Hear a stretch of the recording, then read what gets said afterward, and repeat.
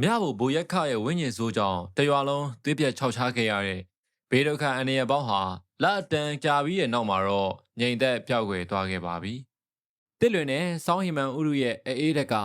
ဂျေးလက်မြေပြင်ပေါ်ကိုတဖြည်းဖြည်းလွှမ်းမိုးလို့လာခဲ့ပြီးမနက်ခင်းဆိုရင်မြို့နှင်းတွေကျဆင်းလို့နေပါတယ်။ကြောက်စိတ်တွေပြေပြောက်သွားကြတဲ့ရွာသူရွာသားတွေဟာလည်းဝမ်းကြီးအတွက်တော်တွင်ထွက်ပစ္စည်းရှာဖွေခြင်းပြားရည်ရှာခြင်းနဲ့အမဲလိုက်ခြင်းအလုပ်တွေကိုပုံမှန်တိုင်းပြန်လည်လှုပ်ဆောင်နေကြဆဲဖြစ်ပါတယ်။တစ်ချိန်ကတေဘေးကနေတီတီလေးလွတ်မြောက်ခဲ့တဲ့မုတ်ဆိုး၃ယောက်ဖြစ်တဲ့မုတ်ဆိုးဦးဒီပမုတ်ဆိုးအက်ကနဲ့မုတ်ဆိုးဖိုးထုတို့ဟာလည်းရင်ထဲကတတိတွေကိုပြန်လည်မွေးမြူပြီးစေဘက်ဝင်တေးဥတိဖူတွေနဲ့တားကောင်ကြီးငယ်တွေကိုရှာဖွေဖို့တောနက်ထဲကိုနောက်တစ်ချိန်ဝင်ရောက်ဖို့ဆန္ဒပြင်းပြနေကြပါပြီ။ကိုယ့်ကနေကောင်းကျမ်းမာရလားဗျ။ဟိုကိစ္စကြီးပြီးကြတဲ့ကတို့တွေမစုံဖြစ်တာလေတော်တော်လေးကြာသွားပြီနော်။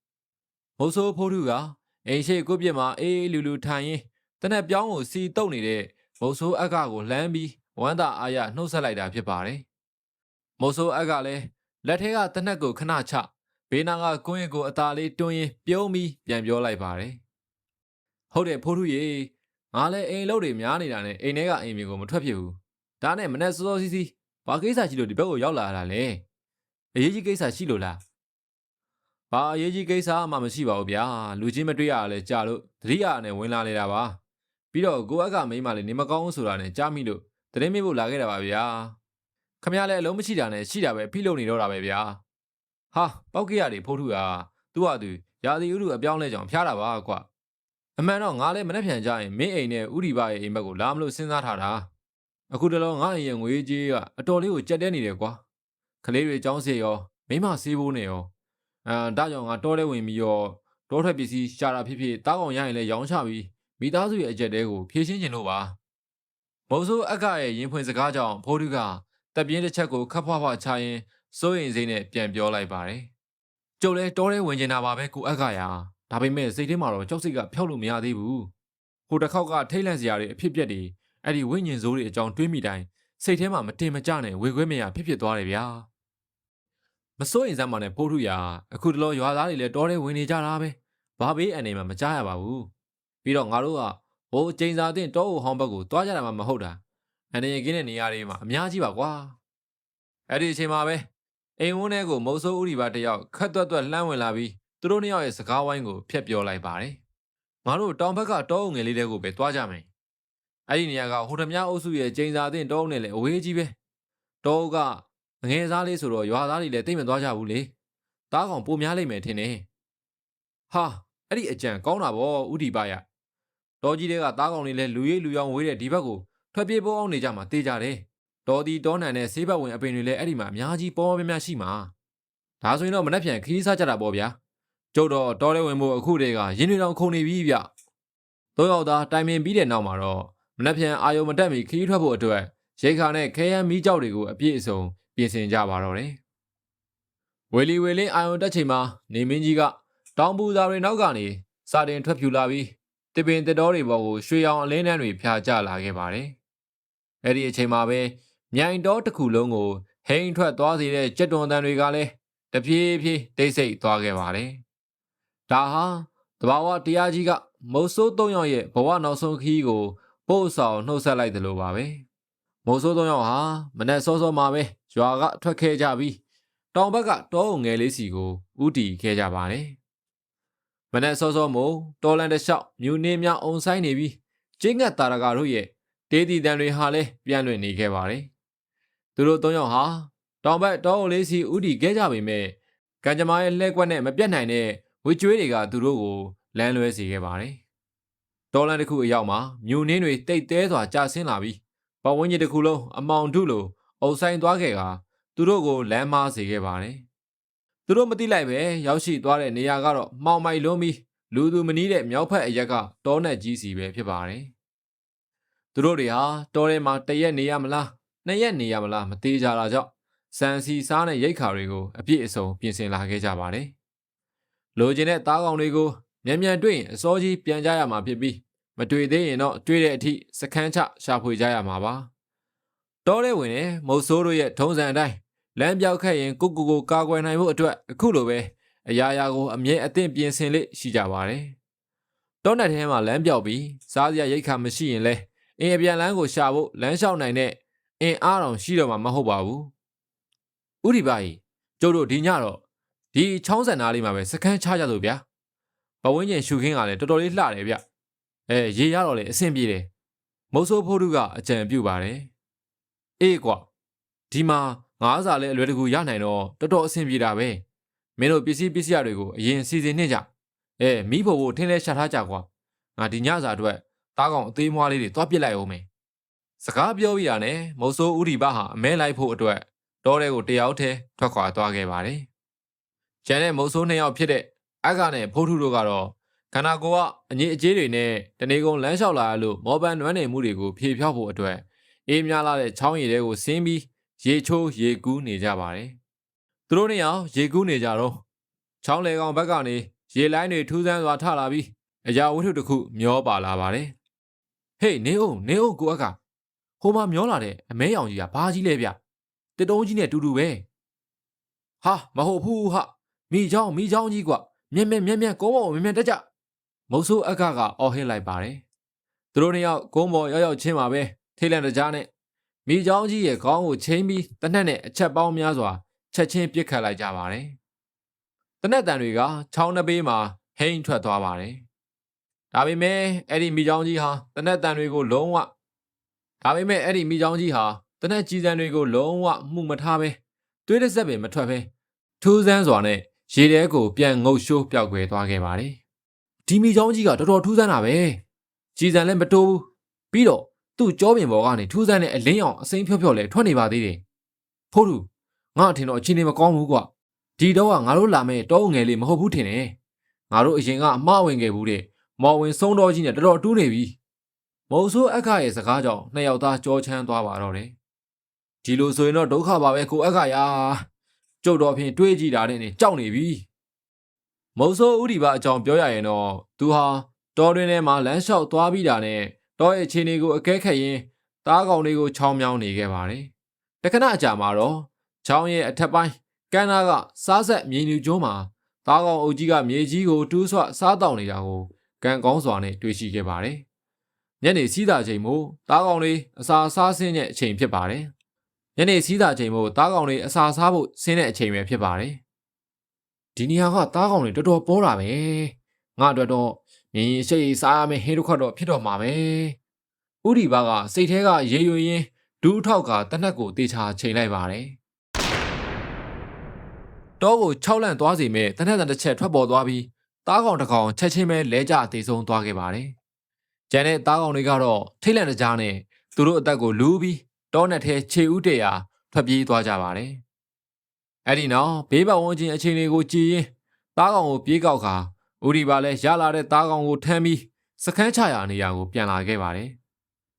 အဲ့ဒီနောက်မှာတော့ဘယ်သူစောက်ခဲ့မှန်းမသိတဲ့လင်းစင်ပေါ်မှာ3ယောက်သားနေရာယူလိုက်ကြပါတယ်ည9နာရီဝန်းကျင်ရောက်တဲ့အထိသူတို့ဘယ်သူမှမအိပ်ကြသေးပါဘူးတော်တွင်ရဲ့အေးတံကိုကာကွယ်ဖို့နဲ့ခန္ဓာကိုယ်နှွေးထွေးစေဖို့မိဘဝင်းမှာအရက်ကလေးနည်းနည်းတောက်ရင်းသားကောင်ကင်လေးစားရင်အတူတူထိုင်စကားပြောနေကြပါတယ်အဲ့ဒီအချိန်မှာပဲလေလူကြီးကရုတ်တရက်အေးဆက်သွားပြီးလေးလံလှတဲ့စင်အုပ်ကြီးတအုပ်သူတို့စီကိုတဲ့ဥတီဗီလမ်းလျှောက်လာတဲ့အတန်ကိုကြားလိုက်ရပါတယ်မြေကြီးတွေပင်တုံခါလို့နေခဲ့ပါတယ်အဲ့ဒီအစင်တွေကချောင်းထဲကိုဆင်းပြီးရေတောက်ကြဖို့လာကြတာပါသူတို့3ယောက်ဟာအသက်ရှူတန်ကိုပင်ထိန်းထားပြီးလှုပ်ရှားမှုတစ်ချက်လေးတောင်မလုပ်ရဲပဲလင်းစင်ပေါ်မှာငြိမ်သက်စွာနေကြရင်ပတ်ဝန်းကျင်ကိုအကဲခတ်နေကြရပါတယ်တောထဲမှာဆင်တွေဟာတခြားတိရစ္ဆာန်တွေနဲ့လုံးဝမတူပါဘူးဘာလို့လဲဆိုတော့သူတို့မှာကြီးမားတဲ့ခန္ဓာကိုယ်နဲ့အစမတန်ကြီးမားတဲ့ခွန်အားတွေရှိကြလို့ပါဒါကြောင့်မုတ်ဆိုးတွေတစ်ပင်အမြင့်ကြီးပေါ်မှာရှိနေရင်တော့စင်စိတ်ဆိုးရင်အန္တရာယ်ပေးနိုင်ပါတယ်စင်တကောင်ဟာလူခိုအောင်းနေတဲ့တစ်ပင်ကိုပြိုလဲသွားတဲ့အထိနှမောင်းနဲ့တွန်းခန္ဓာကိုယ်နဲ့စောင့်နိုင်တဲ့အပြင်သူတို့ကတော်တော်လေးညံကောင်းကြပါတယ်စင်အုပ်ကြီးကတော်တော်ကြီးတာပဲဗျကျုပ်တော့စိတ်ထဲတော်တော်မကောင်းတဲ့ခံစားချက်ကြီးဖြစ်နေပြီရင်တွေတော့တုန်နေတယ်ဗျာဖိုးထုကတိုးတိုးလေးကပ်ပြောပါတယ်ဘာမှမဖြစ်ပါဘူးဖိုးထုရငြိမ်ငြိမ်လေးသာနေသူတို့ဒီမှာလူရှိမှမသိပါဘူးမကြောက်နဲ့ငါတို့မှာတနက်ရှိတယ်အချင်းလေးမကောင်းတော့တစ်ချက်လောက်ပြစ်လိုက်ရင်အကုန်လုံးထွက်ပြေးကုန်မှာပေါ့မုတ်ဆိုးအက္ခကတနက်ကိုကန်ရင်ပြောပါတယ်မလုံနဲ့အက္ခသွားမလုံနဲ့ဒီလိုတောမိုးတွေကလိမ့်ဆန်တွေကတာမှန်မဟုတ်ဘူးတ ကောင်းသိရင်အကောင်တရားပြန်လာတတ်တယ်ဥဒီပါကသတိပေးလိုက်ပါတယ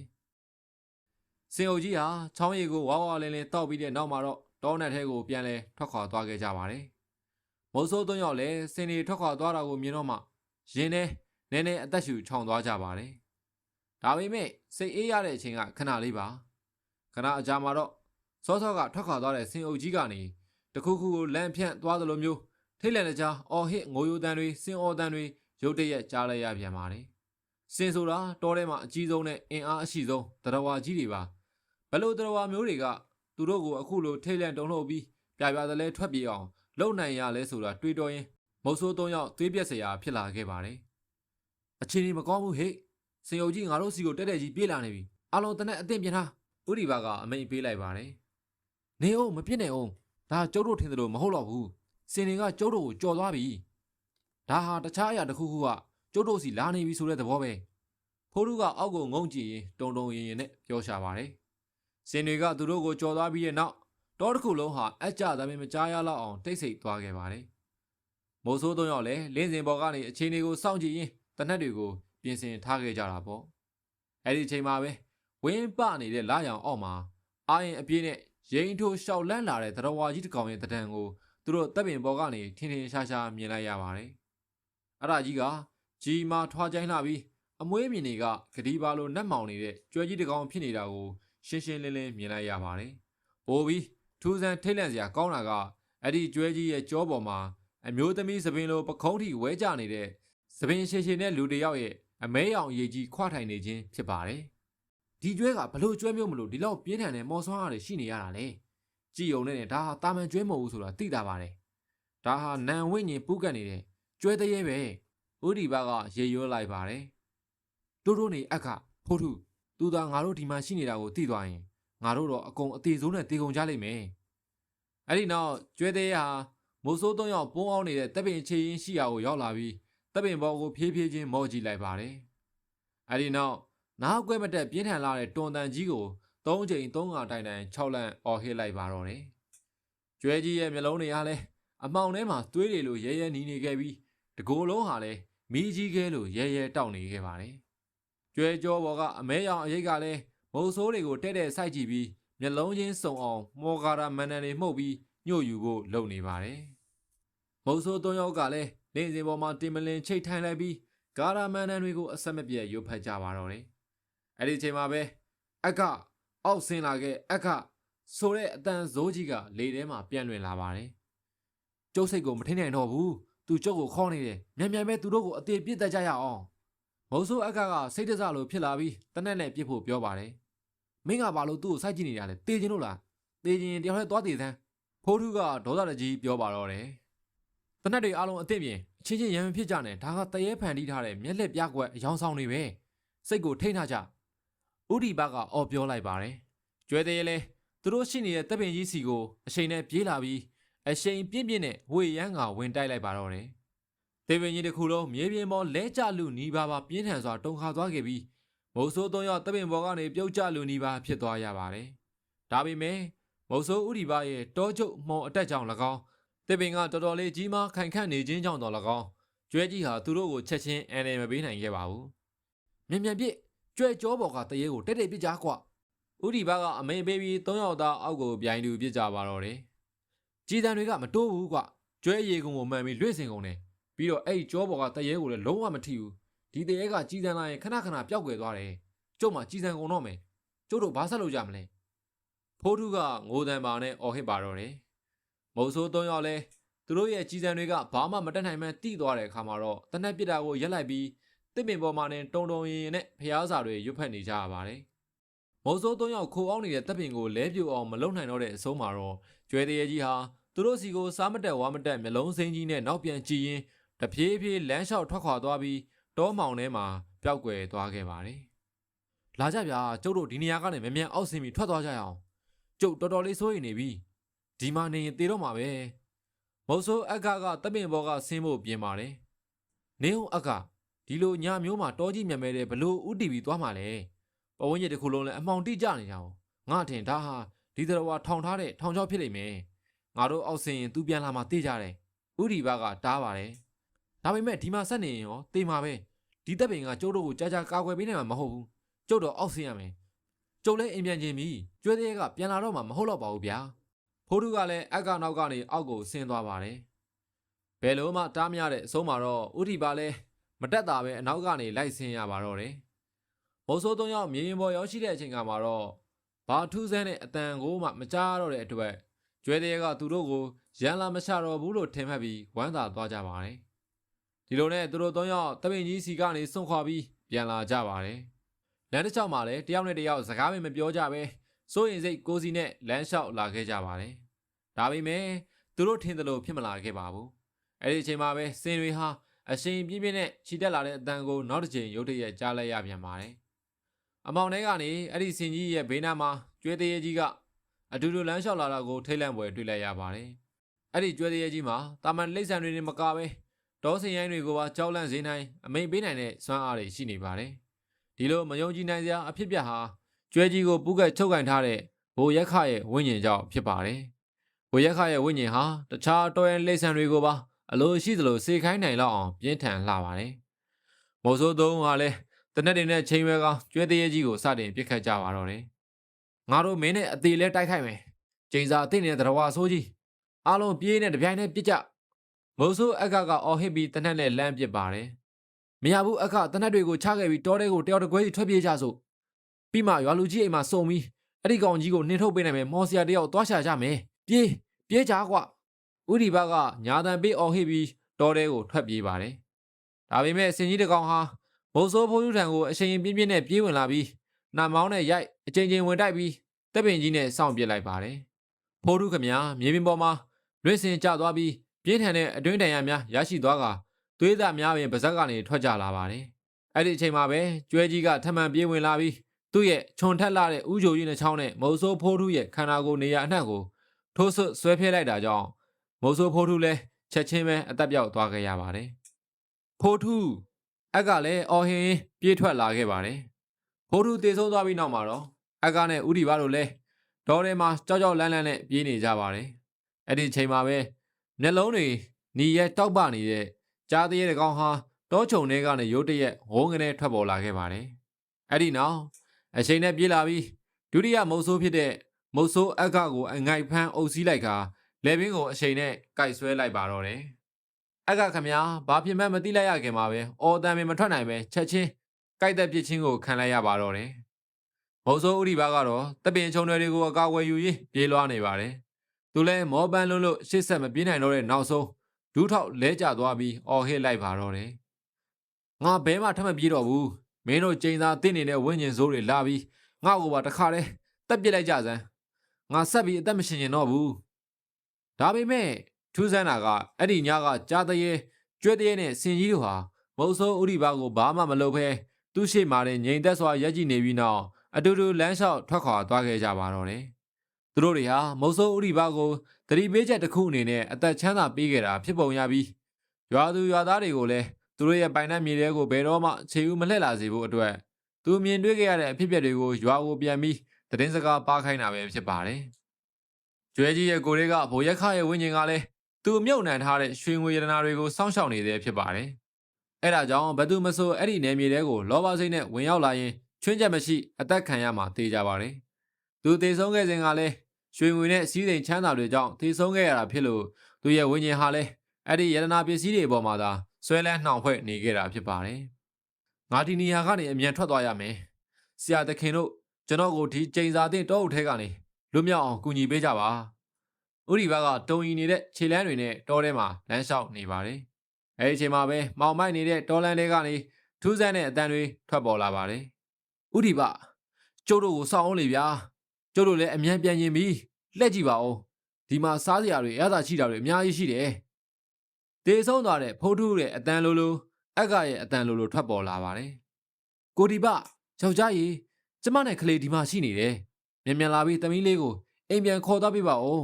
။ဥဒီပါရဲ့မိမအတန်ကလည်းတောအုပ်ထဲကနေထွက်လာပြန်ပါတယ်။မုံဆိုးဥဒီပါဟာသူ့ရဲ့မိတ်ဆွေတွေအသက်ဆုံးရှုံးသွားကြပြီဖြစ်ကြောင်းနဲ့သူမိမဖြစ်သူကလည်းဒီတောနဲ့ကြီးတဲ့ကိုလုံးဝရောက်လာစရာအကြောင်းမရှိကြောင်းအတိတရားနဲ့တတိရှိနေပါသေးတယ်။ဒါကြောင့်သူကြားနေရတဲ့အတန်တွေဟာ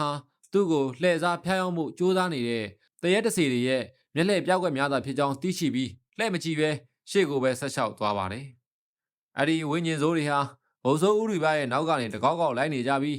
တခါတရံတွင်လက်များကိုဆန့်တန်းကာသူ့ကိုထိတွေ့ဖို့ကြိုးစားပါတယ်။ဥရိဘလည်းတနေရာအရောက်မှမြေပြင်ပေါ်ကိုထိုင်ချလိုက်ပြီးတန်ပုတ်တွေကတာကိုရွတ်ဖက်ပူဇော်ပါတော့တယ်။တခဏအကြာမှာပဲသူ့ကိုယ်မှလင်းအောင်တွေထိန်ထိန်တောက်လာခဲ့ပါတော့တယ်။ဝိညာဉ်တွေလည်းဥရိဘအနားကိုတိုးလာပြီးလာဆွဲကြပါတယ်။ဒါပေမဲ့အဲ့ဒီဝိညာဉ်တွေဟာဥရိဘရဲ့အနီးကိုကပ်လာတိုင်းရဲတောက်နေတဲ့မီးခဲတွေကိုထိမိသလိုပူလောင်ပြီးလန့်ဖြန့်ကအဝေးကိုလွင့်စင်ထွက်ပြေးသွားကြပါတယ်။မုတ်ဆိုးဥရိဘတော်တော်လေးဝေခွဲမရဖြစ်နေပေမဲ့သူ့ရဲ့လက်ဝဲမှာဆွဲထားတဲ့မော်အဆောင်ဆွဲကြိုးကိုတတိယသွားခဲ့ပါတယ်။အဲ့ဒီဆွဲကြိုးဟာဥဒီဘကိုမကောင်းဆိုးရတဲ့နန်လောကသားများရဲ့အန္တရာယ်ကနေအတိုင်းအတာတစ်ခုထိကာကွယ်ပေးနိုင်ဖို့လက်ဘဲနဲ့အမြဲဆွဲထားဖို့ပေးခဲ့တဲ့အဆောင်ဖြစ်ပါတယ်။တောင်းပန်ပါတယ်အားလုံးပဲကျွန်တော်နောက်ကိုမလိုက်ကြပါနဲ့တော့ရန်ညုံမဖွဲ့ကြပါနဲ့တော့အိုးဆရာသခင်တို့ရိုသေစွာရှိခိုးကြော့ပါတယ်ကျွန်တော်ကိုတေဘေးကနေကယ်တင်ပေးတော်မူကြပါဥဒီဘကဆွဲကြိုးကိုစုပ်ကန်ရင်းဆူတောင်းပါတယ်အေးဆက်လာတဲ့လေပြင်းတွေရဲ့တိုက်ခတ်မှုနဲ့အတူမော်ပန်နွမ်းနေခြင်းအေးရေးပြက်ခြင်းအင်အားချို့တဲ့ခြင်းပေါင်းဆက်ကာဥဒီဘဟာတပ်ပင်ချင်းတစ်ခုမှလှဲလျောင်းအနားယူရင်းမိုးလင်းတဲ့အထိနှစ်ချိုက်စွာအိပ်ပျော်သွားခဲ့ရပါတယ်မနက်9 နာရီလောက်မှာတော့တောချက်များနဲ့ငှက်များကသူတို့ရဲ့အဖော်တွေကိုနှိုးတဲ့အနေနဲ့စတင်တွန်ကျူးလာကြပြီးမိုးလင်းတော့မဲ့အချက်ပြမှုကိုပေးလာကြပါတယ်တောကြီးတစ်ခုလုံးဟာမင်းညကဘာမှမဖြစ်ခဲ့သလိုမျိုးအရာအလုံးဟာပုံမှန်အတိုင်းဖြစ်နေပါတယ်။မိုးဆိုးဥဒီဘကလည်းမျက်နှာပေါ်ကိုကြောက်ရောက်နေတဲ့နေအောင်ချီရဲ့နှွေးထွေးမှုကြောင့်အိယာကနေနိုးလာခဲ့ပါတယ်။သူနိုးလာခဲ့တဲ့အခါမှာတော့အန်အောထိတ်လန့်စရာပဲသူဘေးနားမှာတင်အသေးစိုးနဲ့တေဆုံးနေရတဲ့မိတ်ဆွေနှစ်ယောက်ဖြစ်တဲ့အ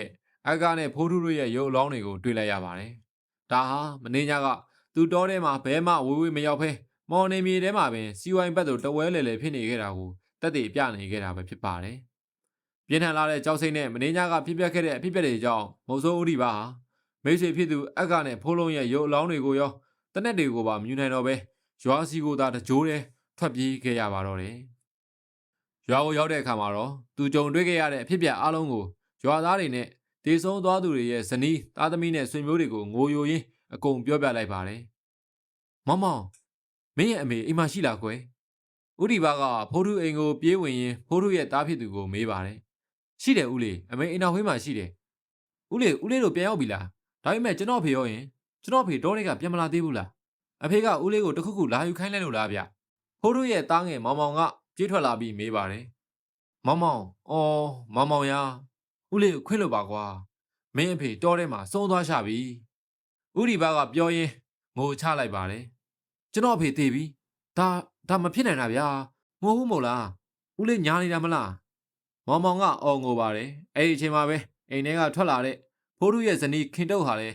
ယောက်ျားပြည်သူတေဆုံးသွားပြီဆိုတဲ့သတင်းစိုးကြောင့်မခံနိုင်တော့ပဲရင်ဘက်စီတီးကငိုရင်းတတိလစ်မေလဲသွားခဲ့ရပါတယ်။ဒီထိတ်လန့်တုန်လှုပ်ဝေရဇလန်းစိုးကြီးကသူတို့တရွာလုံးနဲ့အခြားဒေသတွေကိုပါအလင်းအမြန်ပြန့်နှံ့သွားခဲ့ပါတယ်။အဲ့ဒီပတ်ဝန်းကျင်မှာနေထိုင်ကြတဲ့ရွာသားတွေဟာလည်းသူတို့ပုံမှန်ဝင်ထွက်ပြီးပြားရည်ရှာဈေးမြစ်တူးတားကောင်လိုက်နေကြတောအုပ်ကြီးကိုစတင်လို့စိုးရိမ်လာကြပါတယ်။တကယ်လို့များရက်ဆက်ကြမ်းကြုတ်တဲ့ကျွေးသေးကြီးဟာအဲ့ဒီတောကိုပိုင်ဆိုးပြီးရွာသားတွေကိုလိုက်လံတိုက်ခိုက်နေမယ်ဆိုရင်သူတို့မိသားစုတွေကိုထောက်ပံ့ဖို့လိုအပ်တဲ့ငွေဝင်လမ်းကြောင်းတွေဟာလည်းဆုံးရှုံးကြရတော့မှာပဲဖြစ်ပါတယ်။အဲ့ဒီသတင်းတွေကြောင့်ရွာလူကြီးဟာလည်းရွာသားတွေကိုအရေးပေါ်အစည်းအဝေးခေါ်ယူလိုက်ပါတယ်။ကဲကျုပ်ဒီနေ့အစည်းအဝေးခေါ်လိုက်ရတဲ့အကြောင်းကိုတော့တချို့လည်းသိကြမှာပါ။ဒီနေ့ကျွန်တော်တို့မှာတော်တော်လေးအရေးကြီးတဲ့အစည်းအဝေးတစ်ခုရှိပါတယ်။တချို့လည်းမုတ်ဆိုးနှစ်ယောက်ဆုံးရှုံးရတဲ့အကြောင်းကိုသိပြီးသားဖြစ်မှာပါ။ရွာလူကြီးကျမတို့ဘာလုပ်ကြမလဲရှင်။ကျမတို့ယောက်ျားရဲ့တောထဲမှာဝင်ရရင်ငတ်ကြတော့မယ်။တောထဲဝင်ဖို့ကလည်းတော်တော်လေးစိုးရိမ်ပြီးကြောက်လန့်နေပါပြီ။ရွာသူတယောက်ကငိုတန်ပါပါနဲ့ပြောပါတယ်။ဟုတ်ပါတယ်။ကျုပ်မှလည်းအခုထိပို့ကောင်းတဲ့အဖြစ်မရှိသေးပါဘူး။ဒါပေမဲ့လောလောဆယ်တော့ဘေးရန်နေကင်းအောင်ရွာသားတွေအားလုံးတောထဲကိုဘယ်တော့မှထပ်မဝင်ကြဖို့တားမြစ်ချက်တစ်ခုထုတ်ပြန်ရပါလိမ့်မယ်။ရွာလူကြီးဒါပေမဲ့ကျမယောက်ျားအခုထိတောထဲမှာစိတ်မြင့်သွားလို့ပြန်မလာသေးဘူးရှင်။သူကဒီအကြောင်းကိုဘယ်လိုလုပ်သိမှာလဲ။အခုချိန်မှာဘသူ့ကိုမှတောထဲကိုလမ်းပြပြီးလိုက်ရှာဖို့ခေါ်မသွားနိုင်ပါဘူး။အဲ့ဒီတရေတစီတွေကလူတိုင်းကိုတတ်ဖို့စောင့်နေကြတာလောလောဆယ်တော့အားလုံးပဲအိမ်ပြန်ကြပါဦး။ဒီကိစ္စအဖြစ်အပျက်ကိုကိုယ်တိုင်ကြုံတွေ့ခဲ့ရတဲ့မုတ်ဆိုးဥဒီပါနဲ့ကျွန်တော်တေချာတိုင်ပင်ပြီးဖြေရှင်းပြရစီ။ရွာလူကြီးဟာလူစုခွဲလိုက်ပါတယ်။ဒီအကြောင်းများကိုကြားသိသွားတဲ့အတွေ့အကြုံရင်းနဲ့မုတ်ဆိုးဟောင်းတစ်ယောက်ဖြစ်ပြီးဥဒီပါတို့ရွာကိုအသေးပြောင်းရွှေ့လာတဲ့မော်ဆရာတစ်ယောက်ရှိပါတယ်။သူကရွာသားတွေတောထဲမှာပိတ်မိနေတဲ့အကြောင်းလူသဖြင့် ဘိုးရက်ခရဲ့ဓမြအုပ်စုအသက်ခံခဲ့ရပြီးအဲ့ဒီမှာရွှေငွေရတနာများကြံရိတ်ခဲ့တဲ့အကြောင်းကိုကြားသိသွားတဲ့အခါစိတ်ဝင်စားမှုပြင်းထန်လာပြီးရှင်ထဲကလောဘဇောများကြီးစိုးလာခဲ့ပါတယ်။သူဟာမိမိကိုယ်ကိုမောင်အတက်စွမ်းနေလို့ယုံကြည်ပြီးဘိုးရက်ခတေဆုံးသွားပြီဆိုတဲ့အချက်ပေါ်မှာသာယုံကြည်တက်ဝင်နေခဲ့တာဖြစ်ပါတယ်။သူကရွာလူကြီးအိမ်ကိုညာတွင်ချင်းရောက်ချလာပြီးရွာလူကြီးနဲ့လာရောက်တွေ့ဆုံခဲ့ပါတယ်။ရွာလူကြီးကျုပ်ရွာသားတွေကိုကူညီပြီးအဲ့ဒီကျွဲတရေကိုနှိမ်နှင်းပေးနိုင်ပါတယ်။ဒါပေမဲ့အလကားတော့မကူညီနိုင်ဘူးနော်။ရနိုင်ပါတယ်ဆရာကြီးဟာရွာသားတွေကိုကူညီပေးနိုင်မယ်ဆိုရင်ကျွန်တော်ရဲ့စီးစိမ်ဥစ္စာအားလုံးကိုတော့စွန့်လွတ်ရဲပါတယ်။ဘာလို့လဲဆိုတော့အခုချိန်မှာရွာသားတွေရဲ့အသက်ကကျွန်တော်အတွက်ပထမဦးစားပေးမလို့ပါ။ရွာလူကြီးကအားရဝမ်းသာနဲ့ပြောပါတယ်။အဲ့ဒီနေရာမှာရှိနေတဲ့ဥဒီဘကတော့စိုးရင်စိမ့်နဲ့အော်အဲ့ဒီဝိညာဉ်စိုးတွေပူးကပ်နေတဲ့တရားတွေကလူကိုတစ်ခါတတ်ဖို့သွားရင်နောက်ထပ်ဆက်တက်နေဦးမှာပဲ။ကျုပ်စိုးရင်နာကသူတို့ရွာထဲကိုဝင်လာပြီးလူတွေကိုတိုက်ခိုက်မှာကိုပဲဒါနဲ့ဆရာကြီးကဒါကိုဘလို့ကင်တွေဖို့စီစဉ်ထားတာလဲအခုရင်တွေလဲကျုပ်လဲဆရာကြီးရဲ့လက်ထောက်အဖြစ်နဲ့လမ်းပြလိုက်ပေးလို့ရပါတယ်မလိုပါဘူးဗျာကျုပ်ကလူအများကြီးနဲ့အလုပ်လုပ်ရတာမကြိုက်ဘူးကျုပ်ရဲ့အင်းစမတွတ်သွင်းထားတဲ့ကြီးစံတစ်ထောင်ထဲနဲ့အဲ့ဒီကောင်ကိုပြည့်ရှင်းနိုင်ပါတယ်ခမရရဲ့အကူညီခြင်းတဲ့စိတ်ကိုတော့ကျေးဇူးတင်ပါတယ်ဗျာဒါပေမဲ့စိတ်အေးအေးသာထားကြပါမော်ဆရာကမန်ဝင်းစွာပြောပြီးထွက်သွားပါတယ်နောက်တစ်နေ့မနက်ခင်းမှာတော့မော်ဆရာဟာသူ့ရဲ့ပစ္စည်းကိရိယာတွေကိုပြင်ဆင်ပြီးရွာသားတယောက်မျှမသိသေးပဲတောထဲကိုတယောက်ထဲထွက်ခွာသွားခဲ့ပါတယ်။အဲဒီအချိန်မှာပဲဘယ်ရာကသူ့ကိုမြုပ်နှံထားတဲ့ရွှေငွေရတနာတွေရှိရာကိုအလွယ်တကူလမ်းပြပေးသလဲဆိုတာကိုတော့မသိခဲ့ရပါဘူး။ဓမြဘိုရက်ခရဲ့ဝိညာဉ်ကိုယ်တိုင်ကအဲ့ဒီမော်ဆရာနဲ့စွမ်းအားပြိုင်ရင်လို့လမ်းပြခေါ်ဆောင်သွားတာလည်းဖြစ်နိုင်ပါတယ်။အသေးချဆုံးကတော့မော်ဆရာရဲ့ရတနာတွေကိုလိုချင်နေတဲ့လောဘပဲဖြစ်ပါတယ်။ဒီလိုနဲ့မော်ဆရာတယောက်ထဲလမ်းလျှောက်လာချိန်မှာတနေရာအရောက်မှာတော့ရတနာတွေမြုပ်နှံထားတဲ့နေရာကိုရောက်ရှိလာခဲ့ပါတယ်။အဲဒီအချိန်မှာပဲမော်ဆရာကြီးဟာအဲ့ဒီရတနာတွေကိုစောင့်ကြက်နေတဲ့ဝိညာဉ်ဇိုးတွေရဲ့ထူထပ်လာတဲ့အငွေသက်ကိုခံစားလိုက်ရပါတယ်။ဒါပေမဲ့လည်းအချိန်အဖြစ်နေကင်းဘက်ဖြစ်တာကြောင့်ဓမြတရေတွေဟာသူ့ကိုရန်ပြုနိုင်တဲ့စွမ်းအားမရှိခြင်းကြောင့်သူလုံးဝမကြောက်ဘဲရတနာတစ်တာကိုရှာဖွေတွေ့ရှိသွားပါတယ်။ဒီရတနာတွေကိုသာငါရရင်တော့ငါတစ်သက်လုံးအလုံးမလုံးဖ ೇನೆ တထေးကြီးဖြစ်ပြီဟဲ့။မော်အတက်ဆိုတာငါတော့ဘယ်သူမှမတော်ဘူး။မော်ဆရာကရတနာတွေကိုကြည့်ပြီးရဲမောပါတယ်။ညကိုရောက်လာတဲ့အခါမှာတော့မော်ဆရာဟာတပ်ပင်တပင်ပေါ်မှာရှိတဲ့လေးတင်တစ်ခုပေါ်တက်ပြီးအိပ်ဖို့အနားယူပါတယ်။ဒါပေမဲ့သူကချက်ချင်းမအိပ်သေးပဲတနက်ကိုကင်ကပတ်ဝန်းကျင်အခြေအနေကိုအကဲခတ်နေခဲ့ပါတယ်။အဲဒီနောက်မှာတော့ရုတ်တရက်လေပြင်းတွေတိုက်ခတ်လာပြီးကျွဲသေးရဲကြီးတကောင်သူနားခိုနေတဲ့တပ်ပင်ချင်းရင်စီကိုလမ်းလျှောက်လာတာကိုမြင်လိုက်ရပါတယ်။ကျွဲကြီးရဲ့ကြောပေါ်မှာသူ့ကိုစေခိုင်းနေတဲ့အမဲအောင်လူတစ်ယောက်ထိုင်နေခဲ့ပါတယ်။ကြည့်လိုက်ရုံနဲ့တင်ဒါဟာဓမြဘိုရက်ခဆိုတာရှင်းရှင်းလင်းလင်းမှတ်မိလိုက်ပါတယ်။မြန်ဆင်းလာခဲ့စမ်းမော်ဆရာရဲ့မင်းရတနာလိုချင်ဒီမှာရတနာတွေအများကြီးရှိတယ်။ဘိုရက်ခရဲ့ဝိညာဉ်ကအောက်ကနေလှမ်းခေါ်ပါတယ်။ရပါတယ်ကွာအဲ့ဒီရတနာတွေကိုငါအကုန်သိညှို့ယူမှာပြီးတော့မင်းကိုပါငါရဲ့အစီရင်ထဲမှာအစီကံဖြစ်ဖမ်းခေါ်သွားအောင်မှာတေပြီးတော့ဟေ့မော်ဆရာကြီးဟာအကြောက်လန့်မရှိပဲယုံကြည်မှုလွန်ကဲနေခဲ့ပါတယ်။ကျွဲကြီးနားကိုချင်းကပ်လာတာကိုမြင်တာနဲ့မော်ဆရာလည်းသူ့ရဲ့တနက်ကိုယူသူဂုံရင်ဝင်ကြောစွာပြင်ဆင်လာတဲ့မော်ကြီးစံတွေကိုတွတ်သွင်းကကျွဲကြီးစီကို2ချက်3ချက်ချက်ချင်းပစ်ခတ်လိုက်ပါတော့ကျွဲကြီးကလည်းမော်ဆရာရဲ့တနက်ကြောင့်အသက်ပြောက်သွားသလိုမြေပြင်ပေါ်ကိုပြင်းထန်တဲ့အချိန်နဲ့ဝုန်းကနေလဲကျသွားခဲ့ပါတယ်။ဟာဟာဟာဟာ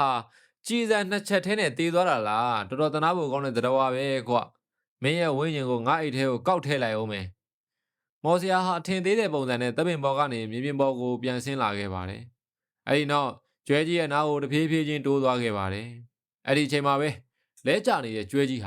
ာရုတ်တရက်ဝုန်းကနေယုံထလာပါတော့တယ်။မော်စီယာဘာမှမတတ်နိုင်ခင်မှာပဲသူ့ကိုအတင်းဝင်တိုက်ခါခြုံထလာတဲ့ဦးဂျိုကြီးနဲ့မော်စီယာရဲ့လယ်ပင်ကိုတစ်ဖက်ကရဲ့နောက်တစ်ဖက်ပေါက်ထွက်သွားတဲ့အထိအရှိန်နဲ့ဝေရန်ထိုးဆိုင်ပစ်လိုက်ပါတော့တယ်။ဒါလည်းမကသေးပဲမော်စီယာရဲ့ခန္ဓာကိုယ်ကိုတပ်ပင်နဲ့ရိုက်ခတ်ပြီးအရှိန်ပြင်းပြင်းနဲ့လွှတ်ပစ်လိုက်တာကြောင့်မော်စီယာလည်းမြေပြင်ပေါ်မှာပဲအကျောဆွဲကာသွေးရိုက်ထဲမှာပွဲချင်းပြီးတေဆုံးသွားခဲ့ရပါတော့တယ်။လောဘဇောကြောင့်မော်စီယာလည်းတောတင်းမြေမှာပဲအသက်ပြောက်ခဲ့ရပြန်ပါပြီ။ရဲနှင်းငယ်ကြာသွားခဲ့ပေမဲ့လည်းမော်စီယာပြန်လာတဲ့အရေးအယောင်လုံးဝမရှိပါဘူး။တရွာလုံးနဲ့တောထဲမဝင်ရဲတော့ပဲငက်ပြက်မဲ့အခြေအနေရောက်လာပါတော့တယ်။မိုးစိုးဦးဒီဘဟာလည်းဒီဘေးအန္တရာယ်ကိုအပြတ်ရှင်းလင်းရမယ့်နီးလန်းကိုတိုင်ပင်ဖို့ရွာလူကြီးထံကိုတွားရောက်ခဲ့ပါတယ်။ရွာလူကြီးအခုဆိုရင်3ရက်တောင်ရှိသွားပြီ။မော်စီယာပြန်လာတာကိုလည်းမတွေ့ရသေးဘူး။သူလည်းအသက်ဆုံးရှုံးရပြီထင်ပါတယ်ဗျာ။ဟုတ်တယ်ကိုဒီဘရကျိုးလဲရွာသားတွေအတွက်ရောအဲ့ဒီမော်စီယာအတွက်ပါစိုးရိမ်နေပြီ။အခုချိန်မှာကျွန်တော်တို့ကိုကူညီဖို့ မြို့ကဆရာတွေဝက်ကိုလူလွတ်ပြီးတွားရှာတဲ့နေကျုပ်ထင်အဲ့ဒီဆရာကြီးကပဲကျွန်တော်တို့ကိုကူညီနိုင်လိမ့်မယ်ကျုပ်လည်းအဲ့ဒီလိုပဲထင်ပါတယ်ဒါပေမဲ့ဆရာတွေဝက်ကတော်တော်လေးလှုပ်ရှုပ်နေတာဗျပြီးတော့ကျုပ်တို့သူ့အကူအညီကိုတောင်းခဲ့တာလည်းမကြသေးဘူးဆိုတော့အားနာစရာကြီးဗျာအဲ့ဒီအချိန်မှာပဲရွာလူကြီးဟာသူ့ရဲ့အိမ်ဝင်းစီကိုရှောက်လန်းလာတဲ့လူနှစ်ယောက်ကိုလှမ်းမြင်လိုက်ရပါတယ်အဲ့လူနှစ်ယောက်ကတော့အခြားသူမဟုတ်ပဲရွာသားများအားလုံးလေးစားရတဲ့လူကြီးနှစ်ယောက်ဖြစ်တဲ့ဥဒေဝနဲ့ဥဖုန်နီတို့ပဲဖြစ်ပါတယ်ရွာလူကြီးကလည်းသူ့ရဲ့မိတ်ဆွေအောင်နှစ်ယောက်ကိုမြင်ချင်းမှတင်အတိုင်းမသိဝမ်းသာသွားပြီးတုံရင်နေတဲ့အတန်နဲ့ပြေးကြိုပါတယ်ကြိုးစိုးပါတယ်ဗျာဆရာကြီးတို့ကြိုးစိုးပါတယ်ဒါကြဗျာထိုင်ပြီးခဏလောက်စကားပြောကြရအောင်ဆရာတို့အချိန်မီရောက်လာကြတာကျေးဇူးတင်ပါတယ်ဗျာကျုပ်တို့အခုပဲဆရာကြီးတို့အကြောင်းကိုပြောနေတာဗျကျုပ်တို့အကုန်လုံးကြိုသိပြီးပါပြီရွာလူကြီးရဲ့အချိန်ခါကောင်းမရောက်သေးလို့လားကျုပ်တို့အနှဲငယ်စောင့်နေရတာပါဥဒေဝကတင်းငိမ်စွာပြောပါတယ်ဒါနဲ့ဆရာကြီးတို့အဲ့ဒီကျွဲတရဲကိုဘလို့ဖျက်ဆီးပြစ်မှာလဲအခုဆိုရင်အဲ့ဒီကောင်နောက်ထပ်မော်ဆရာတယောက်ကိုပါတက်ပစ်လိုက်ပြီးထင်တယ်ဥဒီပကမေးလိုက်ပါတယ်ကျုပ်တို့အဲ့ဒီကျွဲကြီးကိုဖျက်ဆီးခြင်းတာမန်တနက်တွေသုံးလို့မရဘူးဘိုးရက်ခအသက်ရှင်စဉ်တုန်းကသုံးခဲ့တဲ့သူ့ရဲ့ကိုယ်ပိုင်တနက်ကိုသုံးရလိမ့်မယ်အဲ့ဒီတနက်ကဘိုးရက်ခရဲ့နန်ဝိညာဉ်နဲ့နက်နက်ရှိုင်းရှိုင်းဆက်နွယ်နေပြီးတော့အဲ့ဒီကျွဲတရဲကိုတတ်နိုင်တဲ့ဆွမ်းအားလည်းရှိပါတယ်တခြားဘဲကြီးစံဘဲတနက်ကိုပဲတုံကျုပ်တို့သူ့ကိုဘလို့မှနိုင်မှာမဟုတ်ဘူးဥဖုန်နီကရှင်းပြပါတယ်ဟာဒါဆိုတော့ရပြီဗျာဘိုးရက်ခတေတုံးကကြံခဲ့တဲ့သူ့ရဲ့တနက်ကိုကျုပ်အိမ်အောင်ဖေးကမြေကြီးထဲမှာမြုပ်ထားတယ်ဗျလာဗျာသွားပြီးမြန်တူးကြရအောင်ဥဒီဘာကတတိယပြီးခေါ်သွားပါတယ်ဒါနဲ့သူတို့လည်းဥဒီဘာရဲ့အင်ကိုသွားကြပါတယ်အဲ့ဒီနောက်ဥဒီဘာရဲ့အိမ်အောင်ဖေးမှာမြုပ်ထားတဲ့တနက်ကိုတူးဖော်ခဲ့ကြပါတယ်တနက်ကိုတူးဖော်ပြီးနောက်မှာတော့ဆရာနှစ်ယောက်ဖြစ်တဲ့ဥဒီဝါနဲ့ဥဖုန်နီတို့ဟာတနက်ကိုတေးချာရေးဆေးပြီးစစ်ဆေးကြည့်လိုက်တဲ့အခါမှာတော့တနက်မှာပြင်းထန်တဲ့မော်ဆွမ်းအားတွေရှိနေတဲ့တနက်တစ်လက်ဖြစ်နေတာကိုတွေ့လိုက်ရပါတယ်။တနက်ပြောင်းတစ်ခုလုံးမှာအဆောင်နဲ့ပတ်ထားပြီးပါဠိအင်းစမဂါရမဏ္ဍများကိုရေးထိုးထားပါတယ်။တနက်ထိပ်ဖျားမှာတော့အနီရောင်ကျိုးပြင်အနှဲငယ်ကိုချီနှောင်ထားပါသေးတယ်။ဒါပေမဲ့တနက်ထဲမှာတော့ကြည်စံတတောင်းမှကြံမနေခဲ့ပါဘူး။ဟုတ်တယ်ဒီတနက်ပဲဒါဘိုးရက်ခဆိုတဲ့ဟိုဓမြကောင်ရဲ့အသက်ရှိတုန်းကကင်သွားတဲ့တနက်ပဲဒီတနက်နဲ့ရာဇဝင်တွေရဆိုရင်အတော်အစွမ်းထက်တာဗျို့ဥဖုန်နီကဝမ်းသာအားရပြောလိုက်ပါတယ်တနက်ကိုတော့ရပါပြီဒါပေမဲ့ကြီးစံမရှိဘူးဆိုတော့ကျတို့ဒီတရေကျွဲကြီးကိုနှိမ့်နိုင်ပါတော့မလားဗျာရွာလူကြီးကအစိုးရင်ပူပန်လာပါတယ်တစ်ဆက်တည်းမှာပဲဆရာတို့ဒါဆိုကျုပ်တို့တခြားကြီးစံတွေကိုအစားထိုးသုံးလို့မရဘူးလားမရဘူးရွာလူကြီးကမရဘူးစွမ်းအားလုံလောက်မှာမဟုတ်ဘူးညီလေးတစ်ခုပဲရှိတယ်ကျုပ်တို့တောထဲကိုဝင်ပြီးတေဆုံးသွားတဲ့ဘိုးရက်ခရဲ့အယိုးတွေကိုပြန်တူးဖော်ရမယ်ပြီးတော့အဲ့ဒီအယိုးတွေကိုသုံးပြီးအင်းစမကြီးစံတွေကိုစွမ်းအားသွင်းဖို့အခမ်းအနားကျင်းပရလိမ့်မယ်ဥဒေဝကဆိုလိုက်ပါတယ်ဒီလိုနဲ့နောက်တစ်နေ့မနက်မှာပဲရွာလူကြီးဥဒေဝနဲ့ဥဖုန်နီတို့၃ယောက်ဟာတောထဲကိုအတူတူခီးထွက်ခဲ့ကြပါတယ်ကံကောင်းထောက်မစွာနဲ့ပဲတဘာဝတရားကြီးကသူတို့ကိုကူညီခဲ့ပါတယ်ဘာလို့လဲဆိုတော့သူတို့ဟာစာနာတနာစိတ်ရှိကြပြီးရွာသားတွေကိုကယ်တင်ခြင်းနဲ့လူကောင်းတွေဖြစ်နေကြခြင်းကြောင့်ဖြစ်ပါတယ်သူတို့၃ယောက်ဟာဘိုးရက်ခရဲ့အယိုးတွေကိုမြုပ်နှံထားတဲ့နေရာကိုအောင်အောင်မြင်မြင်ရှာဖွေတွေ့ရှိခဲ့ကြပါတယ်။အဲဒီနောက်ဥဒေဝါနဲ့ဥဖုန်နီတို့ဟာအင်းစမကြီးစံတွေကိုအလွန်ပြင်းထန်တဲ့စွမ်းအားတွေရှိလာစေဖို့အတွက်ဘိုးရက်ခတည်ခဲ့တဲ့နေရာမှာတင်ထိုင်ချလိုက်ခါအတူတူဂါရာမန်နန်တွေကိုမန်းမှုတ်ပြီးစွမ်းအားသွင်းတဲ့အခမ်းအနားကိုကျင်းပခဲ့ကြပါတယ်။ကျို့တို့အဲ့ဒီကျွဲသေးရဲ့ကြီးကိုဘယ်တော့လောက်အပြစ်ရှင်းကြမလဲဆရာကြီး။ရွာလူကြီးကမေးလိုက်ပါတယ်။ကျုပ်တို့လာစမ်းပိုင်းထိစောင့်ရမယ်။အဲ့ဒီကြားမှာတောထဲဝင်ရမယ်။ရွာလူကြီးခမည်းသိလား။လာစမ်းပိုင်းအချိန်မှာအဲ့ဒီဝိညာဉ်စိုးတွေနဲ့ပူကတ်ခံထားတဲ့တရဝါတွေဟာလာခွေပိုင်းအချိန်မှာတော့စွမ်းမပြင်းကြဘူး။တရက်တစ်စီတွေအားနေချိန်ပေါ့ဗျာ။ဒါကျုပ်တို့အတွက်အနိုင်တိုက်ဖို့အကောင်းဆုံးအချိန်ပဲ။ဥဒေဝကဘိုးသူရအဖြစ်ပြောပြလိုက်ပါတယ်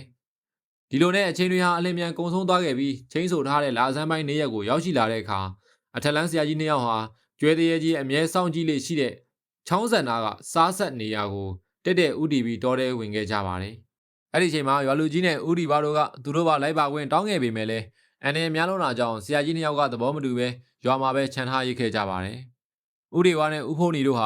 ာအစားအသောက်နဲ့လက်နက်ပစ္စည်းတွေကိုအပြည့်အဝပြင်ဆင်လာခဲ့တာပါ။လမ်းတစ်လျှောက်မှာလည်းဘာရဲ့ကြောင့်မှမသိပဲမိုးတွေအုပ်နေခဲ့ပြီးလျှက်စီးတွေလည်းတစ်ဖက်ဖက်လက်နေခဲ့ပါတယ်။ဒီလိုနဲ့ညကိုရောက်လာခဲ့ပြီးတော်တင်ကဥတီဘာတို့စခန်းချခဲ့တဲ့လင်းစင်ကိုရောက်တဲ့အခါမှာတော့ဆရာကြီးနှစ်ယောက်ဟာအထုပ်ပိုးတွေကိုချပြီးတရေကျွဲကြီးလာမဲ့အချိန်ကိုစောင့်နေခဲ့ကြပါတယ်။ဒီနေရာကတကယ်ကိုပြင်းထန်တဲ့မကောင်းဆိုးဝါးအငွေးသက်တွေနဲ့ပြည့်နေတာပဲကိုဒီဝါယာဥဖုန်နီကပတ်ဝန်းကျင်ကိုအကဲခတ်ရင်ပြောလိုက်ပါတယ်။ဟုတ်တယ်ကိုဖုန်နီရေအခုလိုစားဆက်နေရမျိုးမှာမော်တက်နဲ့ချီနှောင်ချုပ်ထားတဲ့တရေတစီတွေရှိနေနိုင်တယ် ဦးဒီဝါကတနက်ကိုအသင်ကိုင်းထားရင်းပြောလိုက်ပါတယ်ရုတ်တရက်လေပြင်းတွေအပြင်းထန်တိုက်ခတ်လာပြီးတပ်ပင်တွေပါရိန်ထိုးကုန်มาတော့တယ်ကိုဒီဝါအဲ့ဒီကောင်ကိုရောင်ပြလာပြီကျိုးတို့ရောက်အောင်ပဲရှိသေးတယ်ကျိုးတို့ချက်ချင်းတည်ပြီးတိုက်ခိုက်ချင်နေပြီထင်တယ်ရပါတယ်ဗျာကျိုးအဲ့ဒီကောင်အตาလေးကစားပြမယ်ကျိန်သာလေးကျွဲသေးရဲကြီးကိုဦးဒီဝါကမကြောက်မရွံ့ပြောလိုက်ပါတယ်အဲ့ဒီကျွဲသေးရဲကြီးဟာလူအများကိုတက်ရခြင်းအထူးသဖြင့်သူ့ကိုလာနှိမ်နေတဲ့မော်စရာတွေကိုတက်ရခြင်းကိုတော်တော်လေးဆွဲလန်းနေခဲ့ပြီဖြစ်ပါတယ်သူကလူများများတက်လေးလေးအထူးသဖြင့်စွမ်းအားကြီးတဲ့လူတွေကိုတက်လေးလေးသူ့ရဲ့စွမ်းအားတွေကပိုပြီးပြင်းထန်လာလေဖြစ်ခါဘသူကမှသူ့ကိုအံမတုနိုင်တဲ့အထိဖြစ်လာမှာဖြစ်ပါတယ်ဒီတစ်ချိန်မှာတော့ကျွဲသေးရဲကြီးဟာဦးဒီဝါတို့နှစ်ယောက်ကိုလည်းတခြားမော်စရာတွေလို့ထင်မှတ်ထားတာကြောင့်ဦးဒီဝါတို့အပေါ်မှာလုံးဝသတိမမှုပဲအထင်သေးနေခဲ့ပါတယ်ပြီးတော့ကျွဲသေးရဲကြီးဟာဦးဒီဝါတို့နှစ်ယောက်မှာသူ့ကိုအမှန်တကယ်တတ်နိုင်တဲ့ဘိုးရက်ခရဲ့တန်းထက်နဲ့အယိုးကြည်စံတွေရှိနေမှန်းလဲလုံးဝမသိချပါဘူးအဲ့ဒီကျွဲသေးရဲကြီးရဲ့ကြောပေါ်မှာသူ့ကိုစေခိုင်းနေတဲ့ဘိုးရက်ခရဲ့ဝိညာဉ်လည်းမရှိပါလားဒါကျုပ်တို့ရှာနေတဲ့ဘိုးရက်ခပူးနေတဲ့ကျွဲသေးရဲမဟုတ်တာများလားဦးဖိုးနီကကျွဲသေးရဲကိုတေချာကြည့်ရင်မေးပါတယ်ကျုပ်တို့စမ်းသက်ကြည့်မှရမယ်ကိုဖိုးနီကြည်စမ်းသူ့မှာတကယ်ကိုပြင်းထန်တဲ့စွမ်းအားတွေရှိနေဦးမယ်ပြေးဝင်လာပြီဗျအဲ့ဒီချိန်မှာကျွဲသေးရဲကြီးဟာမျက်လုံးများနေရဲကအချိန်ဟုန်ပြင်းပြင်းနဲ့မြေကြီးတွေတုံခါသွားတဲ့အထိအရှိကိုပြေးဝင်လာပါတယ်ဆရာကြီးနှစ်ယောက်လည်းတနက်ကိုမြောက်ပြီးကျွဲသေးရဲကြီးစီကိုပြစ်ခတ်လိုက်ကြပါတယ်ဦးတွေဝါတို့ပြစ်ခတ်လိုက်တဲ့ကြီးစံတွေဟာကျွဲသေးရဲကြီးရဲ့ခန္ဓာကိုယ်ကိုအချက်ပေါင်းများစွာထိမှန်သွားခဲ့ပေမဲ့လည်းကျွဲသေးရဲကြီးကဒဏ်ရာတစ်ချက်ကလေးမှမရတဲ့အပြင်ခွန်အားများရောကျသွားတဲ့အရေးအယောင်လည်းလုံးဝမရှိပဲအရှိကိုပဲစွတ်တိုးလာခဲ့ပါတယ်ဘာလို့ကျုပ်တို့ရဲ့စွမ်းအားသွင်းထားတဲ့ကြီးစံတွေကသူ့ကိုဘာမှမတတ်နိုင်ရတာလဲ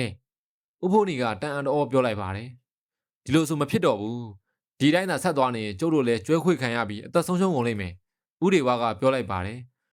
်ဦးဖိုးနီကကျွဲသေးရဲကြီးရဲ့အားနည်းချက်ကိုရှာဖွေဖို့အတွက်မျက်လုံးကိုမိတ်အာယုံခံပြီးအနီးကပ်တေချာစောင့်ကြည့်နေပါတယ်အဲ့ဒီချိန်မှာပဲ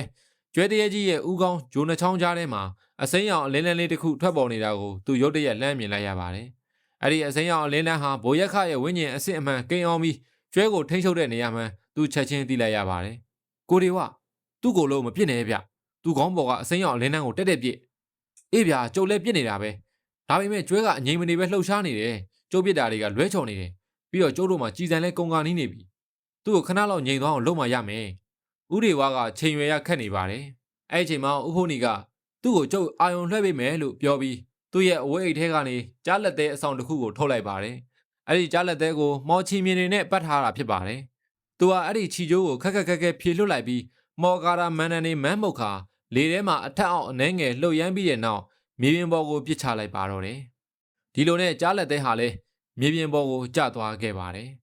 အဲ့ဒီနောက်မှာတော့ထူးဆန်းအံ့ဩဖွယ်ရာတွေဖြစ်လာခဲ့ပါတယ်ကျွဲသေးရဲကြီးရဲ့ရှေ့တဲ့မှာကြီးမာထွားချိုင်းလာတဲ့ကြားသေးရဲကြီးတကောင်ရုတ်တရက်ဟုံးကနေကိုရောင်ပြထွက်ပေါ်လာခဲ့ပါတယ်ကျွဲကြီးကလည်းသူ့ထက်ကြီးတဲ့ကြားကြီးကိုရှေ့မှာနဲ့မြင်လိုက်တဲ့အခါလက်ဖြန့်ပြီးခြေလန်းတွေရက်ခါစက္ကန့်ပိုင်းလောက်ကြောက်လန့်တောင့်တင်းသွားခဲ့ပါတယ်အဲ့ဒီအဖိုးတန်လာတဲ့အခွင့်အရေးကောင်းကိုအရယူပြီးဦးဖိုးနီဟာအသက်ရှူကိုအောင်ကျွဲကြီးရဲ့ဥကောင်းပေါ်ကပြတ်သားနေတဲ့အစိမ်းရောင်လင်းလန်းရှိတဲ့နေရာကိုတက်တဲ့ပဲမမှားစတန်းချိန်ရွယ်ကဘိုးရက်ခတနက်နဲ့နောက်ဆုံးကြည်စံကိုဒိုင်းကနေပစ်ခတ်လိုက်ပါတော့တယ်ကြည်စံဟာအစိမ်းရောင်အလင်းတန်းကိုတက်တဲ့မှန်သွားပြီးဝူးဆိုတဲ့နာကျင်စွာအော်ဟစ်တန်တဲ့ကြီးထွက်ပေါ်လာကအလင်းတန်းပေါက်ကွဲပျက်စီးသွားခဲ့ပါတယ်ကျွဲသေးကြီးဟာလည်းချက်ချင်းခန္ဓာကိုယ်တစ်ခုလုံးတုံရင်သွားပြီးမျက်လုံးအနီရောင်တွေပျောက်ွယ်ကမြင်းရင်ပေါ်ကိုဘုံကနေလဲကျတေဆုံးသွားခဲ့ရပါတော့တယ်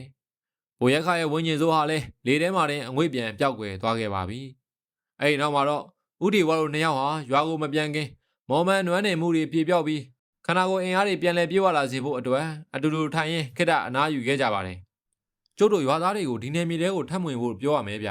ပြီးတော့ယတနာတွေအကြောင်းကိုလည်းဘသူ့ကိုမှမသိစေနဲ့တော့ယတနာတွေကိုမြေကြီးထဲမှာထာဝရမြုပ်ထားရတာအကောင်းဆုံးပဲဥဖိုးနီကဆိုလိုက်ပါတယ်မှန်တာပေါ့ဒီယတနာတွေကိုလိုချင်တဲ့လောဘတွေကြောင့်လူအသက်တွေမုတ်ဆိုးတွေမော်စရာတွေအများကြီးအသက်ဆုံးရှုံးခဲ့ရပြီးပြီနောင်လဲလောဘသားတွေလာနေဦးမှာပဲဥဒေဝကသဘောတူလိုက်ပါတယ်ဒီလိုနဲ့ဥဒေဝတို့နှစ်ယောက်ဟာတောထဲကမထွက်ခါခင်မှာပဲတခြားသူတွေယတနာလာရှာပြီးဒီနေရာမှာကြံရှိနေတဲ့အဆောင်ဝင်းငင်ငယ်တွေရဲ့ရံပြူခြင်းကိုမခံရစေဖို့အတွက်ယတနာရှိတဲ့နေရာကိုလူတွေမတွေ့စေဖို့အတွက်ပါဒီပတ်ဝန်းကျင်တစ်ခုလုံးကိုတောကျုပ်မော်အတက်နဲ့စီဝိုင်းပတ်ပိတ်ဆို့ကာကွယ်ခဲ့ကြပါတယ်အဲ့ဒီနောက်မှာတော့သူတို့နှစ်ယောက်ဟာရွာကိုပြန်ရောက်လာခဲ့ကြပြီးခီးစဉ်တစ်ခုလုံးရဲ့အဖြစ်အပျက်တွေကိုရွာလူကြီးနဲ့ရွာသားတွေကိုအကုန်ပြန်လည်ပြောပြလိုက်ပါတော့တယ်ရွာသူရွာသားတွေဟာလည်းဝမ်းသာအားရနဲ့အထက်လန်းဆရာကြီးနှစ်ယောက်ကိုကျေးဇူးတင်ခဲ့ကြပြီး တောတွေကိုလည်းပုံမှန်အတိုင်းအေးချမ်းစွာပြန်လည်ဝင်ရောက်နိုင်ခဲ့ကြပါတော့တယ်ဇလန်လေးကတော့ဒီမှာနေပြီးဆုံးပါပြီခင်ဗျာအဆုံးထိနားဆင်ပေးခဲ့ကြလို့အားလုံးကိုကျေးဇူးအများကြီးတင်ပါတယ်